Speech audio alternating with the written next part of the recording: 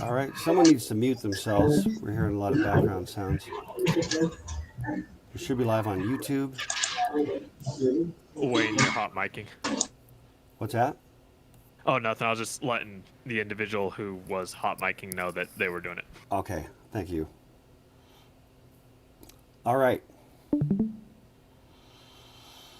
Oh, hey, how's everybody doing? Good, thank you. Hey, by the way, I realized that one of the things that I do, this is only day 4 of class, but one of the things I realized I was doing, but I like it, is as soon as class is over, and I don't know if I can do that today, but ordinarily right after class, I scroll back on the comments to the beginning because the comments are part of what's so great, I think, for everybody. There's points of reference, people dropping comments, questions. And then what I try to do is go back up to the front, enjoy the GIFs, enjoy the memes, enjoy the, whatever, the pithy comments. And by the way, pithy is a great word if anybody wants to just expand, because it sounds like pissy, but it's not. And that's the cool part. And then you test other people's literacy. So the pithy comments, but I love the convergence in the general chat. So so please keep that rolling. And you guys are pretty good about chiming in. At least enough of a cross section of you are good at chiming in. Okay, we still got, I think, somebody with a hot mic. Who is it? Dread Penguin. Okay, I'm just going to mute Dread Penguin, the Dread Pirate Penguin. Perks of 3 monitors, watching everything at once. That's right. Come on, where is it? Yeah, okay, no, okay. The Dread Pirate Penguin muted himself or herself. All right. And by the way, I had a comment from somebody in the 2810 section about upgrading my Discord to Nitro, which I was going to do in the Gap, and then I got pulled away and had to go driving. It was beautiful out, though. Okay, let's see. A couple things. Anybody? Let me see. Okay. I got some notes. One thing that I wanted to hit on. Oh, can somebody kind of do a confirm on YouTube that that the student voices are coming through on YouTube? Can I get an amen on that? To be able to hear the students' voices, you'd need a student to talk. I know, but if only a student would talk, Wyatt, then we would be in business. If only someone would step up to the plate. If only. Yeah. Oh, the humanity.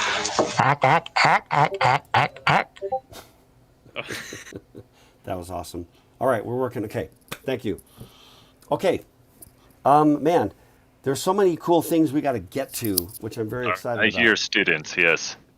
Okay, I got this I need. By the way, I have had book recommendations made to me, and I just want you to know that I am acquiring these books because whatever. This one, Our Final Invention. I don't know. I don't remember, by the way, who recommended all these. I don't track it. Artificial Intelligence and the End of the Human Era. Boom. Kingpin. Wait, isn't that the humongous guy in the Spider-Man and the Spider-Verse? Yeah, big guy, tiny head. Yes, exactly. Creepy. Kingpin, How One Hacker Took Over the $1 billion Cybercrime Underground. Somebody recommended that to me. Manufacturing consent, the political economy of the mass media. Edward Snowden, permanent record. There he is. There's our boy. Are those the ones? There's another one. There's at least a couple others. They must be in a place of honor at the present time. I'll dig them up. But I don't want to run upstairs. I'm pretty sure they're like in another spot. But that's my leisure reading for the semester. And a couple others that are I'm really excited about. Okay, that's sort of one thing. One thing that we talked a little bit about, because we were talking about the orders of ignorance, was what we meant by ignorance, right? There was a comment that was made, and there was a little bit of a question where we had some. By the way, so yeah, Brickmaker, are those ones? Yeah, any of these you can read, and do start making, ping me about, hey, what about this? What about that? I already showed you like my copy of 1984, and we talked about certain sci-fi books that would count. Hit me up and get those, kind of get those pre-approved, so you can have that ready to go as soon as you're done with the Cuckoo's Egg.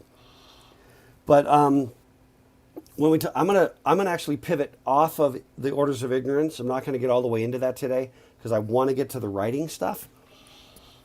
But we talked a little bit about what the definition of ignorance was, and I was really intrigued. And I wanted to say, I go back on the chain of comments, and sometimes I'll respond directly to you, to somebody. It winds up still in the channel, but I don't know exactly how the notification works. If you get like a DM notification, if I directly, call you out, you know what I mean by call you out. Let me give an example. I'm just going to do a response to Erica with a quote. Okay, I just did that one, Erica. So I don't know if you could, what does that do? Does that give you, do you have to still like see it, in the thread? Because I do respond to some of those where I couldn't have responded in the moment because they're just going by too fast. So anyway, but be aware of that. So Eric, I just did a response to your thing about Amazon. Yeah, it just like gives me a notification that I was mentioned, kind of a thing. All right. So be aware of that, okay? Because I will try. I mean, not like I'm making a big effort. It's just kind of a compulsion. I want to get back, and I'm just so interested in the things that you have to share. So, even if you don't DM me, I'm going up the chain to look at the comments. Anyway, one of the comments that was made, we were talking about ignorance, as in the orders of ignorance, and one of you, I can't remember which one, asked about, we talked a little bit about the definition of ignorance, and I went looking a little bit because I was intrigued by the sort of apparent disconnect between the verb to ignore, which has a sort of an active feel clearly to it, and the notion of ignorance, which I was asserting. I think I asserted really that there's two definitions. One is to be in a state of willfully ignoring, so that there's a willful component. And the other is simply to be in a state of not knowing, right? And so I was intrigued by that. And great, let me see if I can. So I went looking to try to understand. I talked a little bit about this, last time, kind of my general ethic. I just want to try to understand better, and I don't care if I'm right or wrong, because I'm going to be right when it's over, because I'll understand what's right, so going in, I don't care. But this was one that I found really interesting, because it turns out there's an interesting story behind that apparent mismatch between ignore as a verb, which is active, and ignorance, which could be either active or passive, depending upon the connotation. So in particular, it goes like this.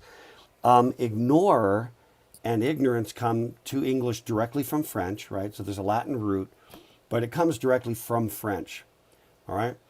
So I went to this is literally a picture I took from my own I went and grabbed the biggest back before there were interwebs. There was this thing called books made from paper, and I grabbed my own biggest French dictionary. I have 3 or 4 French dictionaries from back when that was a thing. But here we have ignorer, which is a verb to be ignorant of, not to know, not to be aware of, to be unconscious of. Okay? In other words, the kind of the state of being unaware of things and unknowledgeable about things, which is kind of cool. And we have this statement, j'ignorais qu'il fût arrivé, which is in fact, that's a good translation. I was not aware that he had arrived. Okay, the qu'il fût arrivé. Ne pas ignorer, to not, anyway, to know or to be aware of. So to not ignore, that's what this is. And this is the with the reflexive. So it's a verb. It's a reflexive verb. Right here, not to know oneself, to be ignorant of one's own capabilities. Fascinating, right? And then it turns out, so in other words, this is the meaning of ignore and ignorance as they moved from French into English. So it came in to English with a sort of more of a passive, the state of being, just transitive verb, to be ignorant of something, okay? And then in English, and I don't know exactly when because I couldn't break into the Oxford English Dictionary. I know I can get there through the library, but I just didn't have time. But this idea of ignoring, being like, I'm ignoring you, talk to the hand, right? That active ignoring sense of the verb was like an English creation. Now, this is all to the extent that I understand it. And again, I can still be wrong and could be enlightened. And then somewhere in the process, both of these meanings sort of show up in English. And I think it may just be local usage, familial usage. Maybe in your family. It also takes on a meaning. Why do I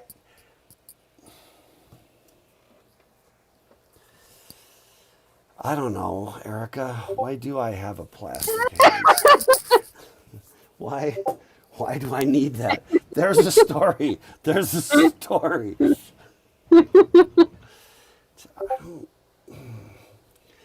Anyway, I don't know. There's a more important question, which is, why do I have a Colonel Sanders cutout? And I guess the answer is for Zoom meetings, probably. But welcome to my emporium of wonders here at Dr. K's home office. Okay, where was I going with that? Anyway, I just think it's interesting. So the notion of ignorance as just being, so the question was asked, would I consider children to be ignorant? And I would say absolutely, in the sense that they don't know a great deal, not in the sense that they willfully ignore, but both meanings exist. So you do have to kind of clarify maybe what you mean by which one. But originally, the core original meaning is really just about being in the state of not knowing. And in that context, the orders of ignorance works really, really well with ignorance, as opposed to, what would you call it? The orders of unawareness, I'm not sure. And by the way, if somebody has a better name for that, that'd be great. Love to entertain that. I've had people at times just say, like, I was going to write a book that was just called something like Embracing Ignorance or Managing Ignorance. I like Embracing Ignorance. And I've had people be like, that's really negative. Like, no, ignorance is not negative. Ignorance is the state of all learners.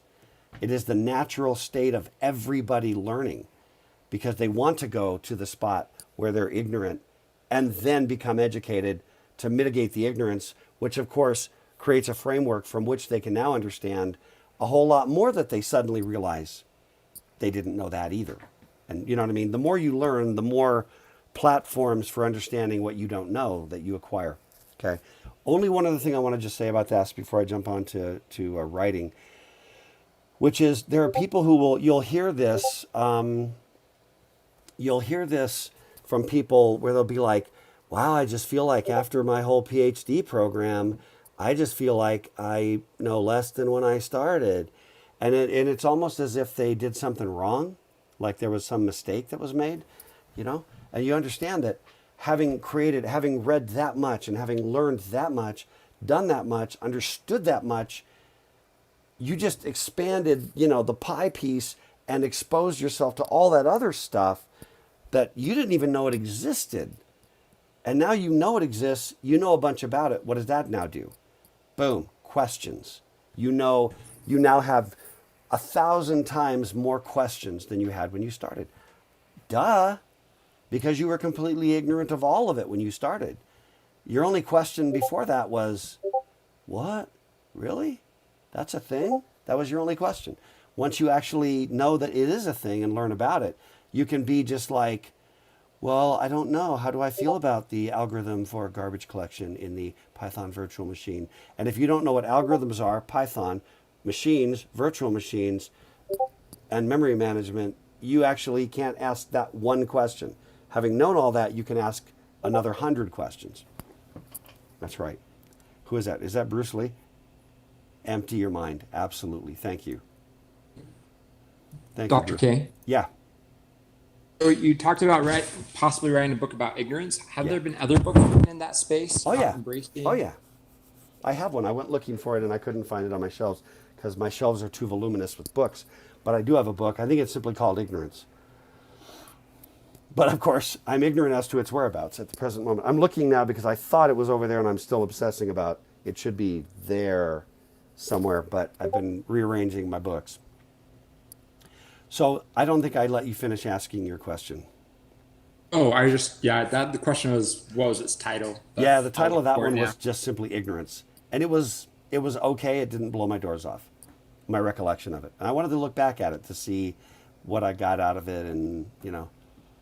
But the things that I talk about, you know, when I'm talking about the willingness to say I don't know, right? The willingness to just be wrong, the embracing of all that stuff, the embracing of ignorance. That's not anything I've ever read anywhere. That's just the gospel according to Dr. K. That's just my own evolving philosophy about life and the world, which I'm sure has been influenced by 100 different things I've read, but eventually pops out as my own sort of idea. So, okay, I want to talk about writing, okay? Because today was the first,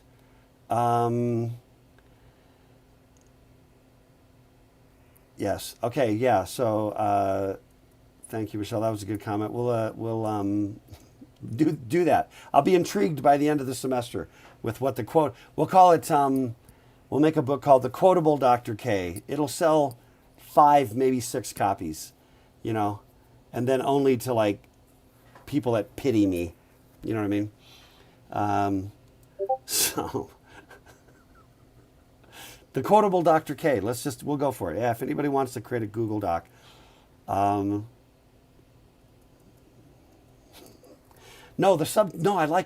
it. The Quotable Dr. K, or How to Get Canceled in One Easy Semester. Boom. And the cover picture will be this. Okay, all right, let's get on. Let's get on with it. That was the book. Yeah, that was the book. I'm pretty sure that was the book. Okay, I want to talk about writing. Should we talk about writing? Because today was the first. Today was. Wyatt, you can edit things in Discord, right, Wyatt? So you don't have to stick with how to get canakled. Just saying, you can. Okay. Are we ready? Writing? Today was the first day with the current events thing.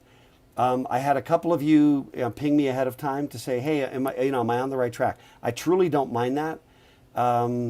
if it's like, Dr. K, I'm going to keep harassing you every single time until I make sure I'm getting all the points. Actually, the truth is, if it doesn't overwhelm me and I've got time, I really don't mind it.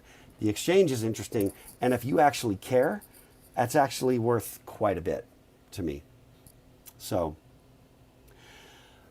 but I want to clarify a couple of things. This first current events thing, we're going to roll through and do grading. Me, Devin, and Tim, I'm trying to calibrate, make sure we're all on the same page. And on that one, I'm going to give you like a week or so based upon what I give you for grade, because the way this thing works is a 5-point scale, 5 points. It's very coarse grained, right? Any typo, you just lose a point. Answer, don't make a typo. So, but what I'll do for this first post is give you like a week after it's graded it's up on the blog post, to jump back up on the blog post and edit it, and make it better, right? Because that's what we're trying to teach you anyway, is how to Can I get ask better a at your question writing. about that? Yeah. So I was just wondering if you, by chance, not like me specifically, but me, if you turned it in late, slightly, is that okay? No, but so is it okay? No. I mean, it's not okay, obviously, but are you a kind gentleman who's gonna let it go? Yes, / this time. So what I'm going to do this time is be like, look, we're trying to learn this rhythm of how this thing goes. Eventually, you know what I mean? Yeah. I'd rather draw a stiff line and then reserve the right to be accommodating. And here's the other thing too, and some of you already know this because you've had me in other classes. In my perfect world, if I could craft the perfect world that can never exist, right? In my perfect world, the deadline thing, it's all kind of arbitrary. The deadline is basically about trying to manage education, but for sure university courses, right? We know that this is a university course. Education is an interesting idea that doesn't always, co-occur. Is that the right word? Concur? Concur? Nah, it can't be it. Anyway, there's a word in our language. So where am I going? Sorry, too many thoughts. I need some more caffeine probably. No, in a perfect world, there wouldn't be all this crap, but we have this scalability problem. So we say deadlines to make sure everybody's, knows what's due when and you can manage to it. This is my impersonation of what's due when. And, and then at the end of December 10th, we say, got to be done by here. Anciently, there would have been an apprenticeship and we would have just hung out and done writing together. And you would have learned as an evolving process. And I try to emulate that to the extent possible, But we're stuck with some of that scalability in the context of a university. As a byproduct of that, anybody who is actually engaged and takes it seriously buys a lot of kind of get out of jail free card points from me.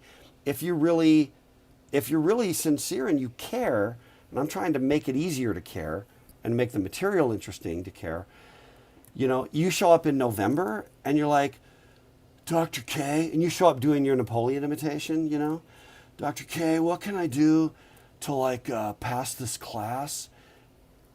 I'm going to be like nothing at this stage, I'll probably see you next semester. That doesn't fly. That can't work. But if it's like, shoot, I got stuck in traffic, something happened, and I know that you're in and you're engaged and you're taking it seriously, then I'm not going to be, well, sucks to be you. I won't tend to do it. So, thank you, Wyatt. Thank you, Shelley. I went for Shelley. I went for Shell's Michelle, and I went Shelley, and I know some Shelleys. So if that was excessively familiar, Michelle, I apologize. I feel embarrassed right now. I'm going to blush. I know some Shelleys, okay? It was instinctive. Could be worse. I have a daughter named Brooke who goes by Brookie. We call her Brookie. And I have on occasion called like a professional whose name was Brooke and accidentally called her Brookie. That's embarrassing.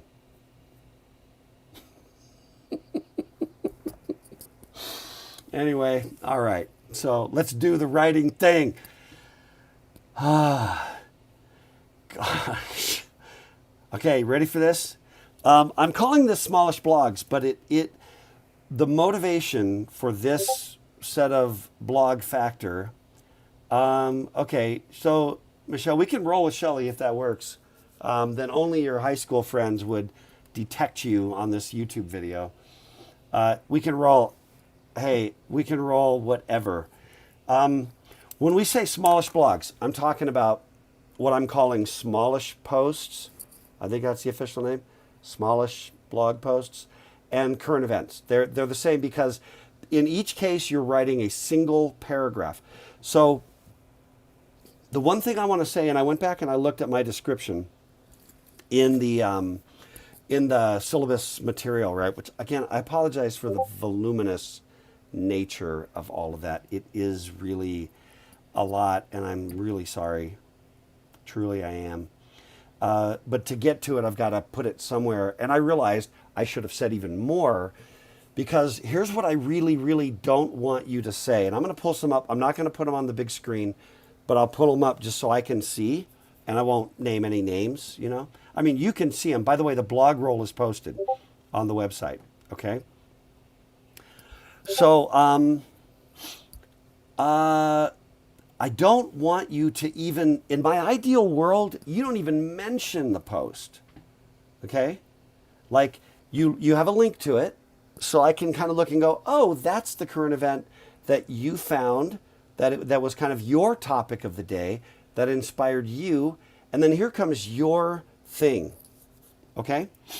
And I want to just go, let me just give you one example. And again, I'm not going to put it on the big screen. Yeah, everybody did that wrong, okay? And that's why I'm not going to be just trashing everybody for that. So I'm just randomly picking something off the blog roll. Let's see.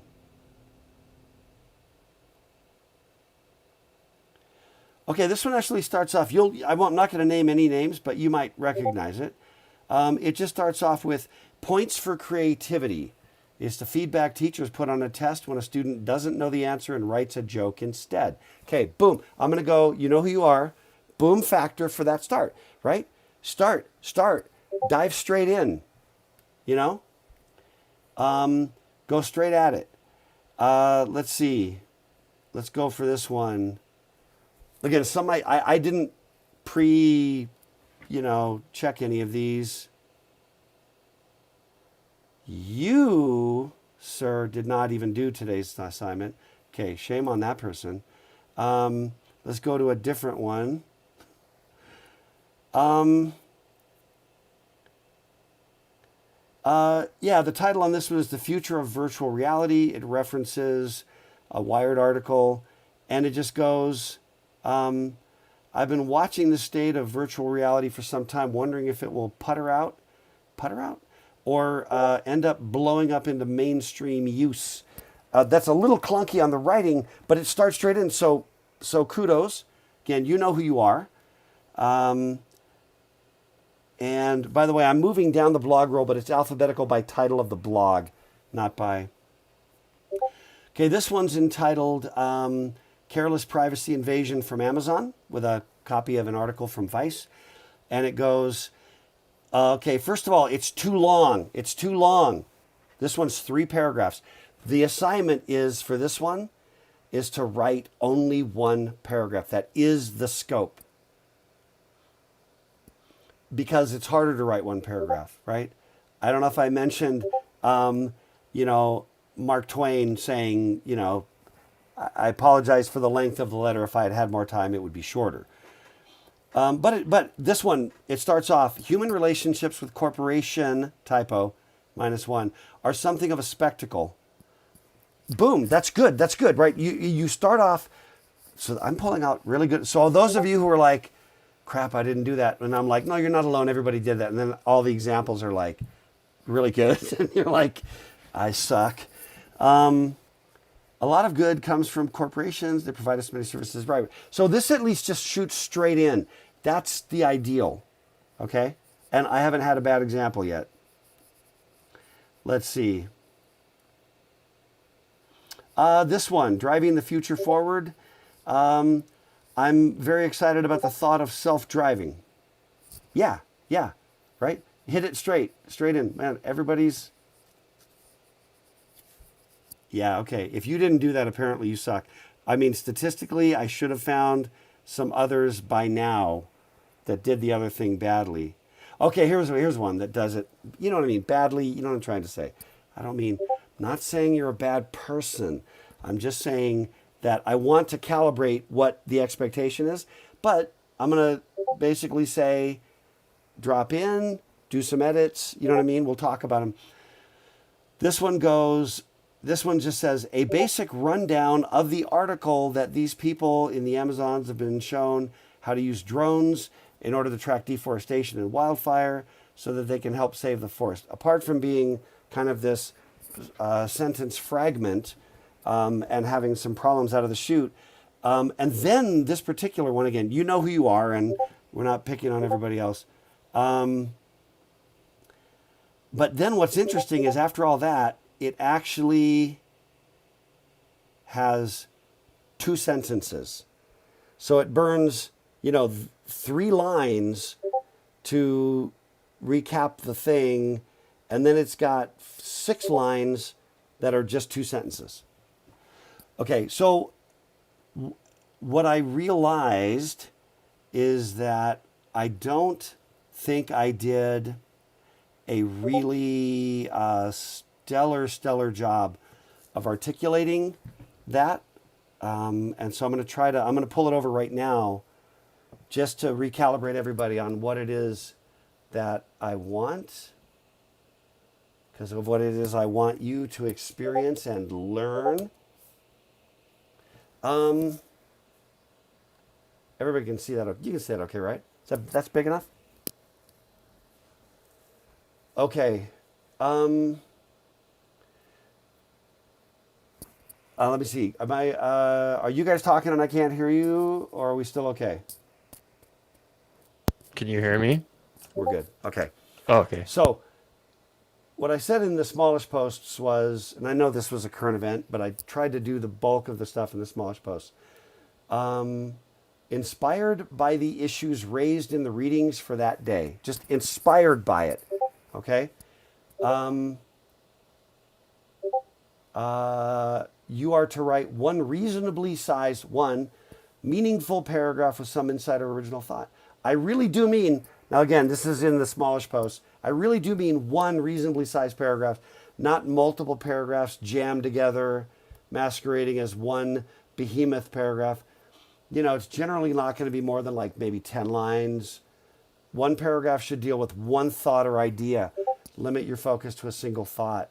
While inspired by can be loosely interpreted, should be a clear connection between the paragraph you write and the reading assignment. Just, you ought to be able to look at it and go, no, I see the connection. But, you're not simply regurgitating what the author said. Also, not just agreeing or disagreeing, not just like, I disagree with this author. Ideally, you're making your own pitch. Like if this were the Shark Tank, anybody watch Shark Tank? You're just, you show up and you start making your pitch. Okay? Blah, blah, blah, blah, blah, blah. Okay, let me go back to pages and go up to the current events. And again, what you've done already, you've already found the article, read the article, written some stuff. I'm just saying I'm not going to fully grade it yet. You know what I mean? You're going to get to go back at it. And so what I'm not super clear about here is when I said you must write a Smallish blog post paragraph. You know what I need to do there? I just realized. I'm going to do it in real time because it's just as fast. What I'm going to do is put a link right here. Where's my insert link? And I'm just going to put a link to the Smallish post to make it really explicit that I was actually talking about the Smallish blog post. Okay? Only the difference is you found the source instead of me found the source. Graded the same way. I did say it here. Graded the same way as the Smallish blog postings. Yeah. Okay? So I don't want to belabor that, but I did want to be as clear as I could be about that. So are there any other, and I've not been tracking the comments right now. The chat, I haven't been tracking the chat. Let me see. Do the posts have to be about the current topics? On the Smallish posts, yes. On the current event, you pick the topic that day. Okay.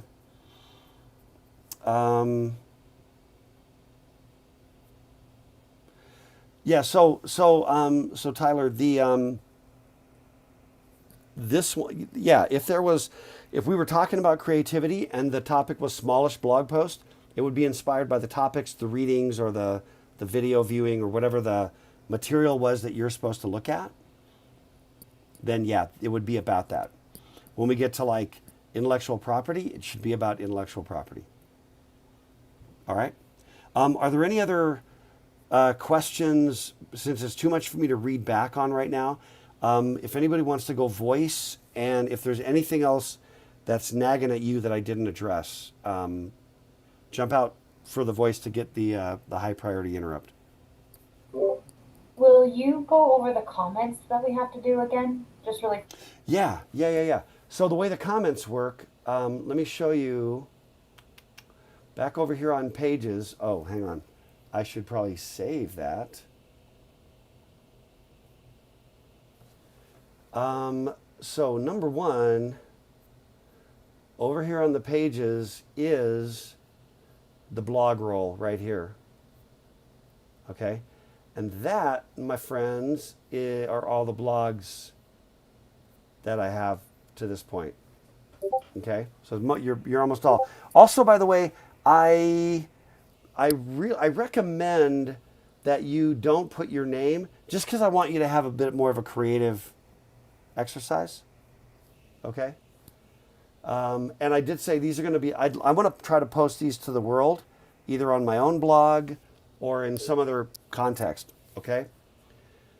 I want the world to be able to see them. And then again, if you have a privacy concern, talk to me and we'll work something out. In the article, post, can we do like one or two videos once in a while and refer Yeah, I to think, them? yeah, I think so. Yeah. Yeah, Okay, I mean, cool. we're increasingly, when I was doing this, whenever, I don't know, increasingly it's a world where there's a lot of video. So, but notice I put the blog roll here. So I've got blog roll here. And I think I put the blog roll, I can't remember where else I put the blog roll. I thought I put it one other spot. But comments. So what you have to do, see blog comments 1 right here. On that day, it'll actually be the end of the week. So that's the week of September 10th. You'll go over here and basically you're just going to include the URLs of the posts themselves. And you're going to go to somebody else's blog from the list, from the blog roll, read their post and comment on it. That's it. And in this case, notice class was September 10th.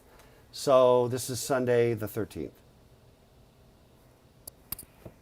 That's pretty straightforward. And it's really, it's just all or nothing. You just do it. So after Sunday, we just go through these, first thing Monday morning, roll through. And no, I don't care if it's really truly after midnight on a Sunday night. If it's 2 a.m., I don't really care. We're gonna hit it first thing Monday morning, start walking through, doing all the grading, and just look and see. Your comments can can be really super boring if you want, like, oh, I'm here or whatever. But it's a little better if it's more meaningful, you know? Like, oh, I really love that, or I agree with this, or, you know. And then, as always, be respectful. If you really disagree, that's cool. I think we have far too less of that in our culture right now. Just honest and kind disagreement. So it's fine if you're just like, boy, I sure don't see it that way. That's fine. You know, you suck and you're going to burn in hell. Not fine. You know. You know. Besides, they know who you are. Well, maybe they know that in social media too. I don't know. You know what I mean? Be kind. And it's ideal if it's just a little engaging. Like, oh, I really love this, or love the article, thank you. But it's a little better if you engage. Just because, the other thing you get out of that is you're reading what other people are writing. So if you read somebody's writing and it's like really good, you can be like, ooh, I got to up my game. Or if it really sucks, you can be like, I'm not so bad. I'm better than I thought. It's just a way to calibrate yourself against what other people are doing. And then the order of the day is just kindness and respect. And you can even, like I said, you can even disagree.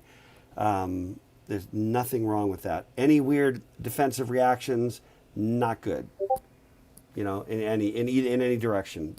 It should be an honest and open dialogue, whether you agree with the point they're making or whatever it is, one way or the other. Okay, does that kind of answer the question? To get credit, do we need to reply to the most recent blog post for that blog? No. Any post you want, any post you like, any blog, Perfect. any blog you want. I'd like you to bounce around. You know what I mean? I'd like you to. There's like 60 people in the class, and there aren't that many class periods. There aren't that many blog comment assignments. There's 2 each. So I'd like you to never hit the same blog twice for the assignment. But if you find that there's somebody that you just really dig the articles they post, and their comments, whatever, and you want to make your, put them in your own, blog roll somewhere, that's great, and, I've built relationships with people that, you first met by just sharing thoughts about an article they published or a blog post or whatever, and you get an exchange going and you meet some amazing people and get different perspectives from people. So, Hey, okay. Dr. K, That's how can I you met hear you. me? Yeah. Some of the blog posts that are linked on the blog roll seem to have trailing space %20s in the URL, so they're broken. Bah. Is that something I did? Well, it's in mine too, so. No, but I mean when I put them in there, because I I built the blog roll. Yeah, it looks like when it was put onto the page. So should we all just audit ours and make sure the links are good, and then how do we get that fixed? Oh man, that's a good question. What I probably need to do. Well, how many are like that? You're talking about? Because I'm just looking right now. Mine did it too. But where are these? I think it's like a trailing space issue. Okay. Well, why don't we do this? If somebody wouldn't mind, who's like bored with my lecture on writing, to maybe just hit some of these, and if there are any of those, drop them in the comments. You know what I mean? Because I'm kind of going through. I'm at like number 4 right now, just sort of looking while I'm talking, and I don't see any trailing spaces yet.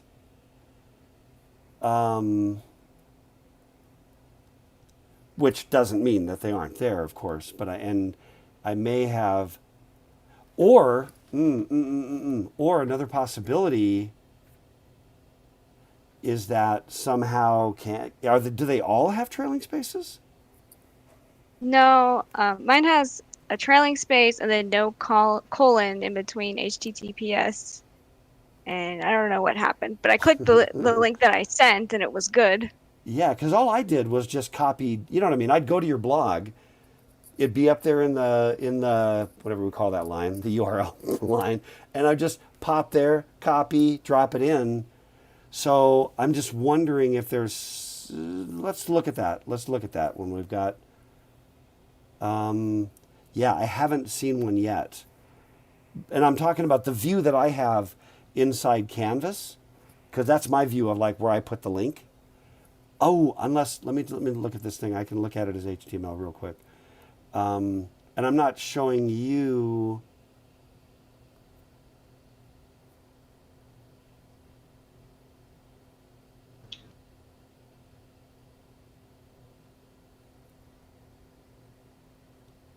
I am so far literally not seeing any trailing spaces in the URLs, in those anchor tags or whatever that is. For Mine me, is exploring ethics and ethics. computing. Okay. Yeah, that one is broken. It Let looks me like. try that real quick. And I know I have this off screen. Oh, there's my happy HTTPS. Okay, let me fix that one. You want to try that? Wait, actually, I think I have to do the save. Oh, hang on a second. Okay, give that one another try, and then if there are others, drop them in the comments, and I'll just hit them like right after we're done with class. But thank you for the heads up on that. I would have gotten there eventually. Well, that was more like, anyway, that was just munge. That was just screwed up hardcore already. So, okay, yeah. Thanks for the heads up on that. Okay, I want to talk about writing. Let's go. I'm going to drop into lecture mode, okay? No, so Tyler, I would prefer not your name, full name, as your blog. Now, unless your whole thing is like you're trying to create some branding, you know what I mean? There are a lot of podcasts that are like the name of person, right? The Joe Rogan Experience, most popular podcast in the world, right? Joe, but you're branding, you're building brand. But I'd love it if it was a little bit more, yeah. And then I'm not sure how Medium, let's revisit this, okay? And we'll get it figured out.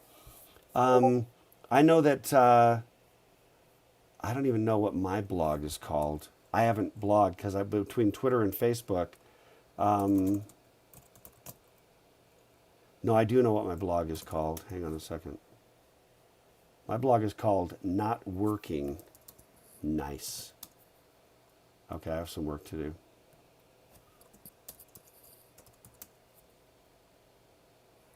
Okay, I got to check my hosting. Clearly, it's not that big of a concern to me. Mostly because Twitter, between Twitter, I don't do Instagram, but I want to understand it better because I've tried it and it never sticks. Twitter and Facebook, and Twitter's just basically become just a freaking dumpster fire. So I can't even, but anyway, I have lost, I've satisfied my blogging urge, but really with Facebook. And so I haven't done direct writing in my blog for a few years. I guess that's okay. Okay. Writing. Let's do it. I'm just ignoring the comments for now because we got to do this thing. Smallish Blogs. Okay. Stephen King wrote a book called On Writing. I like the book. It is literally, and I hate to even really admit this, but it's the only book by Stephen King I've ever read, is his book on writing. I think I started to read like the first chapter of Carrie once, and I was like, and then I couldn't do it. You know what I mean? I think but I understand there are some amazing Stephen King stuff out there, and I'm just underexposed. But I'm like clearly successful. Let's see what he has to say about writing. And I've read a number of books by authors about writing. Like there's a book by Ray Bradbury on writing that I read. They did a competition where they had people send their own writing samples. Okay. They called it the Dick and Jane story. It was like a scenario. When I read the book, I actually did my own Dick and Jane story just to drop in and have the exercise. Right. And it was fairly cool. I got to go back and look at it and see how sucky it actually was. But here's what he said. He said not many of them were good. Okay, on the submissions from this contest, not many of them were good, but that didn't surprise me. What did surprise me a little was how many could have been good if the people who wrote them had just tried a little harder, or had brushed up their skills a bit. This is Stephen King saying, really most of them could have been pretty good, right? I think there's a lot of that going around, and we don't realize that we're not that far off the mark, but it's a question of exercise, practice, and exposure. So I'm trying to give you that exercise, okay? And lest we have any confusion about, like, I'm a CS major, why are you making me write? I mentioned this, I think, the first day. There's going to come a point where you're going to have to write that email or a memo or a proposal or something. You rock that proposal, your company gets to do your project, and you get to be the lead on it. And if your proposal sucks, company can't get past, your message doesn't get delivered. So writing, it is all over the industry. Even just a block comment in your code that explains to somebody what in the heck you're thinking, instead of being so trapped in your own little head, or if you're kingpin, your big body and your tiny head, or your normal size head, but you're trapped in there anyway, right? And when you're trapped in there, you don't understand that nobody can read your mind. Nobody actually knows what you're thinking, you know? With me here? Okay. That's Stephen King.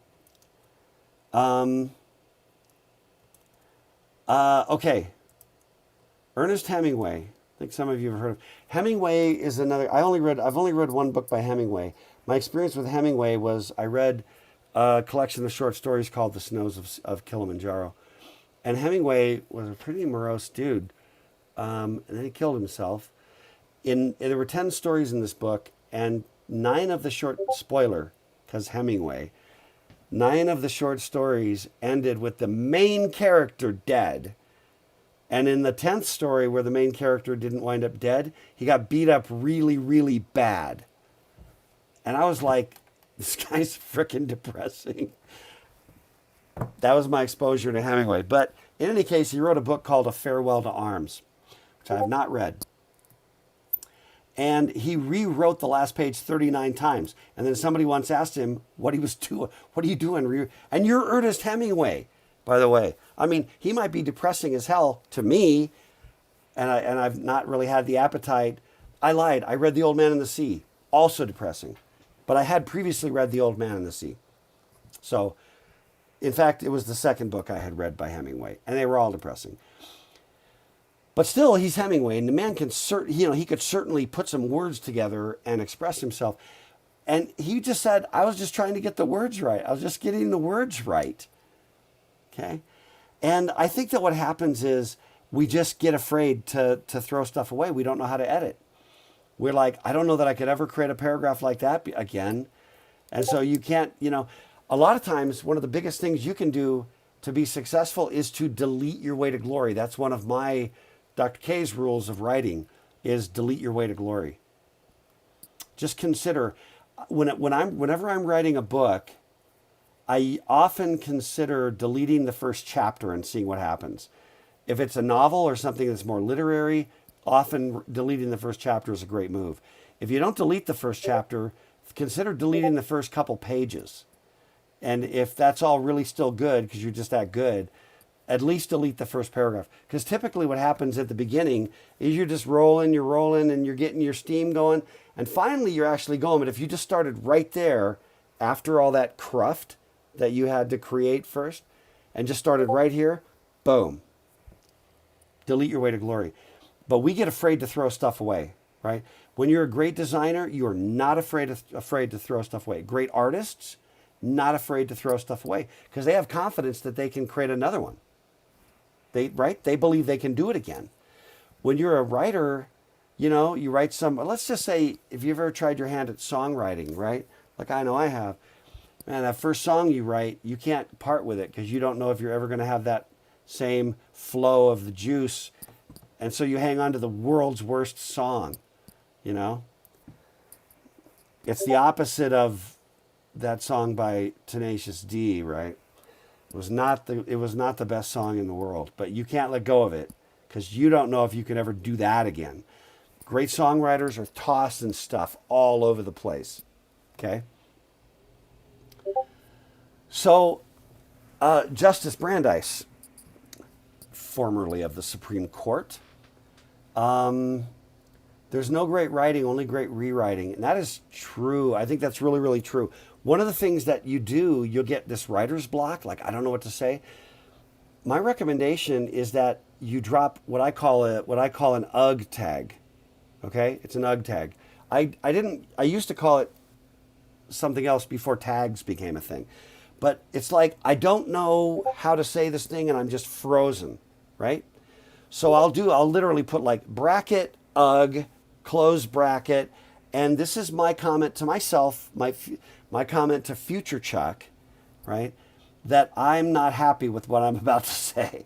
I think it sucks. I think the writing sucks. And then I'll sometimes even say, okay, future Chuck, this is an impersonation of Chuck typing a message to future Chuck.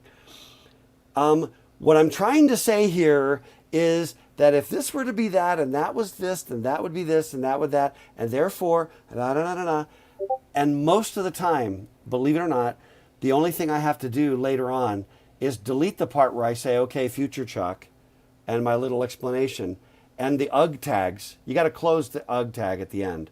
Okay, get back to writing, writing for real. But that just gives yourself permission to say it badly and move on. Most writer's block is a failure to give yourself permission to say it badly. So you freeze because you don't know how to say it. It's not that you don't know what to say.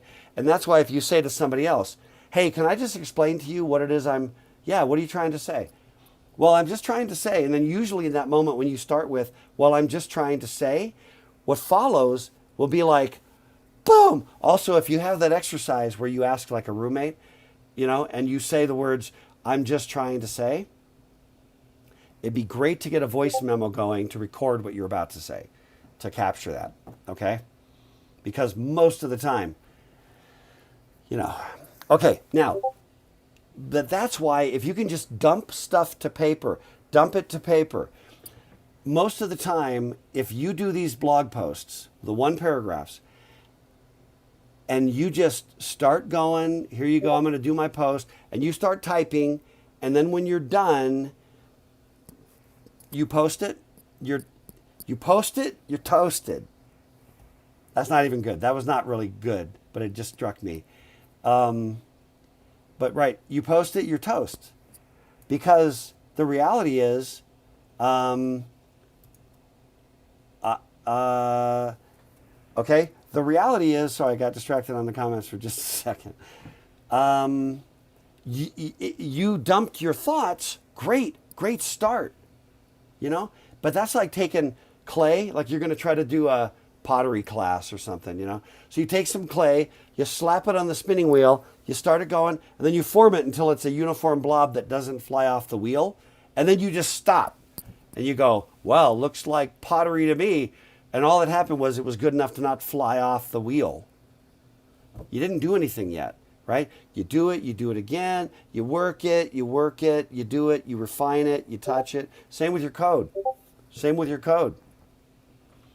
Right? You started going, you go back, oh, missed a case, that's not right, this is really ugly, that really should break out over here, right? You refine your code. You should. You're either a freaking genius that only writes perfectly the first time, code, or you're just like everybody else and you really need to go back and look at your code again and walk through it. Same principle. But you've got to be able to perceive that it sucks. You have to. And if you're too fragile to know that your writing sucks, then what I would recommend is, okay, first of all, you cannot be a good writer if you're too fragile about your writing. And fragility in writing, in my view, is evidence that you're too immersed, emotionally invested in what you have written, okay? What you have written is not you. It's something that you produced, like flaking skin. That's gross. I could have said urine, but I didn't, to my credit. No, you don't try to say. I mean, look, you tried, you did a thing. Your body produced a byproduct. Your body produced an artifact. Great. You can work with that. That's not true of all artifacts. Let's be honest, right? So you get the words down and you can go, but then you've got to separate from it emotionally. You got to be an egoless writer and an egoless editor. Having put it down on paper, on figurative paper, you've got to then be able to look at it and just go, imagine that this wasn't written by me. I'm not invested in this, okay? But imagine it wasn't written by me. How would I feel about it? I would go, well, this really sucks. Okay, then what would I do differently? What would I do to change it? Why does it suck? That's how you make something great. So, but you've got to be willing to do that with your own thing, your own product. It's true of code when you're doing code reviews. If you roll into a code review with your code and you're just fragile, oh dear, I sure hope they don't criticize my code. Okay, what is your goal? To produce bulletproof code for your company that the customer isn't going to break the code, or to protect your own feelings of fragility? To be a great engineer, to be a great software developer, your code has to be scrutinized to be made better. Well, your writing has to be scrutinized to be made better. That's not an attack on you, and any review of the writing can't and should not ever be an attack on you. But the thing itself, So I just saw that comment go by about 10,000 bad drawings. There's a similar thing with novels. Writers will tell you, novelists will tell you, you've got a couple bad novels in you. You need to get those out. You need to expunge those. Take some substance that makes the toxins go out. You've got to write that really bad book, and then it's but you're also learning as you go. Okay. I want to talk about this for a second. This is okay, but I also want to write a book on writing. I have too many books within me, which I'm never going to retire. I want to write a book like this one, Strunk and White, The Elements of Style. A book with not without controversy, by the way, which I'm going to get to this. At this pace, never, but conceptually, soon. But this next thing is this is a Dr. K-ism, okay? This is a Chuckism. You got to go make a sandwich, right? And somebody now, wasn't there some sandwich? There was a sandwich comment from last time. If you want to drop your sandwich comment, this is a great time to do that, okay? But meat versus male, right? So you're gonna make this ham sandwich, whatever your meat is, okay? Or whatever your solid chunk of protein is, whatever your preferred chunk of protein, okay? Might just be a slab of soy tofu, you know what I mean? Curdled, whatever that is. That's soybean, soy, whatever. I'm just saying, you got that slab. For me, it might be you might be making a ham sandwich. But there was always if you just take a big chunk of ham and slap 2 pieces of bread on it, you start trying to chew it and everything's dry, right? Why do we put mayonnaise on sandwiches? Mayonnaise is disgusting. I know some of you use mayonnaise for artichokes. Anybody in that category? Where you use mayonnaise for artichokes? Because if you do, I'm just sorry. You're just wrong, okay? No, and you're wrong. Mayonnaise is not delicious. Also wrong. Also wrong. Get over yourselves. You're wrong. Mayonnaise, ech. I suffer from craftophobia, which is the irrational fear of drinking hot mayonnaise. Okay, right, but here's the key. I think mayonnaise by itself is disgusting. Weirdly, I think that's true. But I will use mayonnaise in an egg salad sandwich. Absolutely. Or a tuna fish sandwich, tuna salad sandwich, whatever, right? I will use the mayonnaise because mayonnaise is a disgusting food when taken by itself. Remember the things I said that not all the things I'm saying are true? This is probably some of them. Mayonnaise is a lubricant. Put that on the quote board, okay? That mayonnaise and Miracle Whip is heresy, because if you're going to do the thing, I don't know, it's got to be real mayo, okay? Mayonnaise Ugh. Ugh. Sorry, I'm now sucked into the comments, and therefore I'm irredeemable at this point. Mayonnaise is a lubricant. You can eat a can of tuna. I've done it. You can eat a can of chicken, shredded chicken in from a can. You can eat it. You can eat sardines from a can.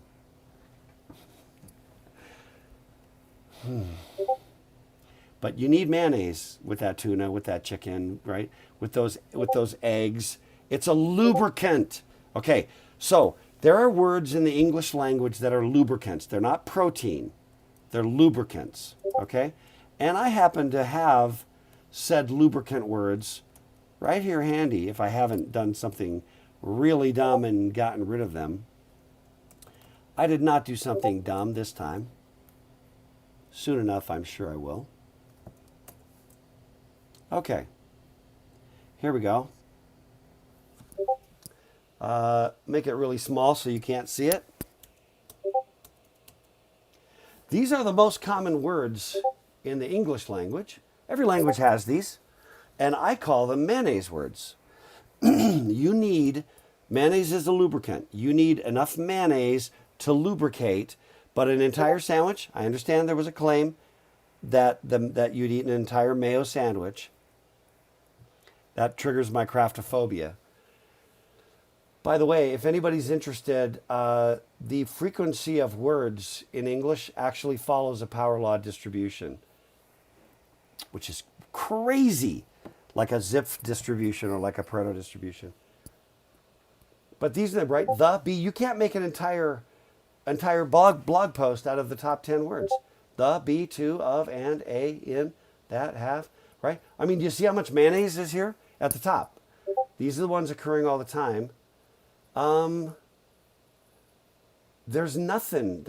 I'm trying to figure out even, okay, time. Time is like a very thin piece of ham, you know, little thin piece of protein. People, right? But look, okay, this is the point.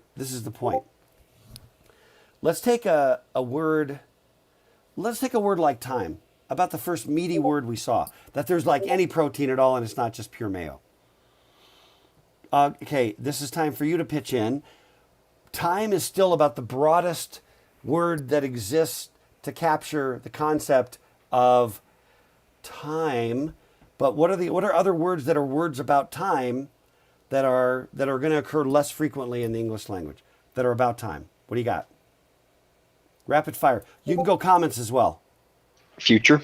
Yeah, future. Second, as in seconds and minutes. So I just said minutes. The past. Keep going. Rapid. We're in the rapid fire round. Go. Rapid. Thank you. Forever. Keep going. Never. Now. Short. Long. Clock. Oh, cheater. Hour, o'clock, rhythm, tempo, beat, pulse, flow, schedule, set up, arrange, organize, prearrange, timetable, meter, count, measure, tomorrow, spelled wrong. I'm pretty sure it's spelled wrong. I'm a compulsive editor. I don't know. IDK is not about time. Yesterday, tomorrow. Yeah, there we go. Okay, but no, keep it going. How about epoch? Epoch, not epic. How about millennium? Right? How about, I don't think there's any E on epoch. Eternal. How about eternity? How about infinity? Annual is more boring than infinity. But do you see what I'm trying to get at? As you get more and more creative words afterwards, right? Yes. Okay. But we have this word called time that occurs, I don't even know what the rank is on it, number 55. Time is the 55th most common word in the English language. By the way, if anybody's interested, there is a field of study called corpus linguistics that deals with this sort of thing. It's a very interesting and fascinating. Spontaneous, sure. Beginningless, thank you. Okay, but what's my point? A word like spontaneous, okay? Now just take time. How meaty is that word? What does it mean? You know? Right? What does that mean? It kind of means all the things, right? But what about spontaneous? Right? In other words, Eric said time tells you nothing. Really, it doesn't really. It's such a generic word. I can tell time, but it's just what time is it? It's a super generic word. But if I go spontaneous, or how about light speed? Isn't that a measure of time? Is that a measure of light speed, time, space-time continuum? Okay, let's use that. Let's stop there. Space-time continuum is a delicious chunk of protein, right? If you say space-time continuum, you get the entire Einsteinian backstory for free, right? If you say space-time continuum, you get the whole backstory for free. You say time, I don't even know what you're talking about. Really. I mean, I do, but I do. But so the more meaty the word, light year, distance, that's distance. But it's the distance that light travels in a year. It relates to time. All I'm trying to say is this happens over and over and over again. Think of the meatiest words you've got, especially words that come from other languages, right, that we borrow. I'm thinking about like blitzkrieg, right? That you say blitzkrieg, you get World War II as a backstory. You know what I mean? You get the Nazis versus the Western Front when you say blitzkrieg. You get an entire backstory. If I say Hail Mary pass, and I'm talking about, we were going to do this one last project, and it was a bit of a Hail Mary. Well, unless you're actually talking about Catholicism, right? And you want to go down the Ave Maria path, that's probably not what you're talking about. You're probably talking about football, right? And there's this Hail Mary idea, and you get the entire football backstory for free, okay? That's the power of the meat words. You get the backstory, okay? Mayonnaise words, no. So I've actually had students, when I've taught this in the past, you're welcome to do this if you want to just play around, maybe make a blog post out of it. Actually write a meat versus mayo metric where you basically just, you dump a paragraph into it and it spits out like a meat to mayo ratio. And then, we've even talked at times about creating what's the ideal? And it turns out that there are, let's just use, somebody just posted this thing about Wolfram Alpha. We're about out of time. I'm just going to copy the text over here, okay? Look at this statement that I'm now posting. In fact, what I'm going to do, hang on a second. Now, I was trying to think of a good way. No, I'm going to bring it over here because I just want to put it up for those that are, okay.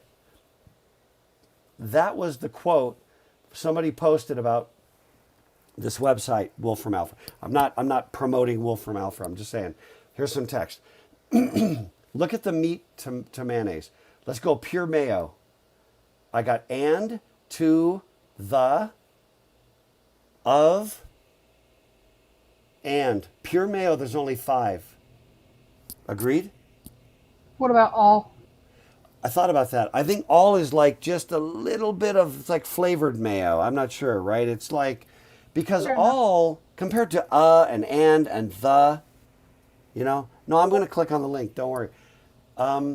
So all is like a next level mayonnaise. Notice that if we search over here on the Google page, small. Yeah, I was just going to see if the word all. Oh, all's the number 36. Okay. I'm going to go with you, Erica. Let's go. That's a mayonnaise word. Brings is not super meaningful, but now look at the rest of it. Name of the thing, Wolfram Alpha. expert level hyphenated, knowledge, capabilities, broadest possible range. People we saw, right? People's spanning. You get mechanical engineering and bridge building when you say spanning. Professions, education levels. Now, these are not the meatiest. These are not the meatiest words yet. Spanning, I think. So if you look at these, what is like the cool killer, crazy meaty words? I think spanning gets there, but nothing like light year, space time. Right? It's not prime rib, right? I don't see light year. I don't see blitzkrieg. I don't see Armageddon. Right? You get the entire, New Testament book of Revelation backstory when you say Armageddon. There was a guitar competition that probably still happens right now. They call it Guitarmageddon, right? And it's supposed to be this this crazy guitar competition where everyone's going to shred. Guitarmageddon, right? What are they doing? They're making their own crazy prime rib word, borrowing from Armageddon, which brings us, this is the point. The more meat words you can bring into your blog post, the better. And there's a limit. You can't have. So what's the ratio? Real quick, and then we'll end. I got 1, 2, 3, 4, 5, 6, 7, 8, 9, 10, 11, 12, 13, 14, 15, 16, 17, 18, 19. There's 20 words in this paragraph. And this is promotional advertisement, okay? Right? It's the blurb that they have on their thing. And I've got and, to, the, of, all, and. So I've got 6 pure mayonnaise, hot running mayonnaise, drinking liquid mayonnaise, 6. So I've got 14 corned beef, right? I've got 14 that are kind of corned beef. And when I get to like spanning, I'm going to go Costco dog. I don't think there's anything really just killing it here. You get into Hemingway, you get into certain kinds of poetry, but I mean, writers like Ray Bradbury, Hemingway, the writing is very dense and very rich with meat words, okay? Just think about that when you write, because you're going to do a lot. We'll get back to it. We're out of time right now, but I think we are. Yeah, we're a little over time. I apologize. Costco dogs, by the way, are the best hot dog on the planet. I don't know why that is, but the hot dogs at Costco. Shameless plug, but I love them. With hot mayo. Have you had better with cheddar? Dipped in hot mayo? No, wait, what? The cheddar dog? Better with cheddar from the store is definitely the best hot dog. Try it. Okay. You'll thank me. I think J-Dogs might be using those, but I need to find out where J-Dogs get their dogs. Oh, yeah. I think you might be right, actually. I would not be shocked if J-Dogs got their dogs from Costco. I don't know. I'm not sure. But anyway, let me end with this. As you think about your writing, just think about that. We're just behind. You guys know me. You all know me. We'll get to it. We'll get to everything. Pshaw. It's going to be great. We're going to be fine. Your assignment, your loose assignment is to just think about meat words and mayonnaise words as you roll around just talking to people and reading stuff. And when you find a paragraph that's like, boom, you look at it and it's going to have just enough mayo to just supplement that whole thing. Just enough to help it slide down because mayo is a lubricant. Okay, we got to stop.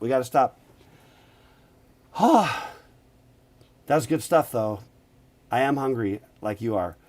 Got to go get me a Costco dog. So, okay, I'm going to shut down the YouTube and back it all off. So have a great and amazing weekend, everybody.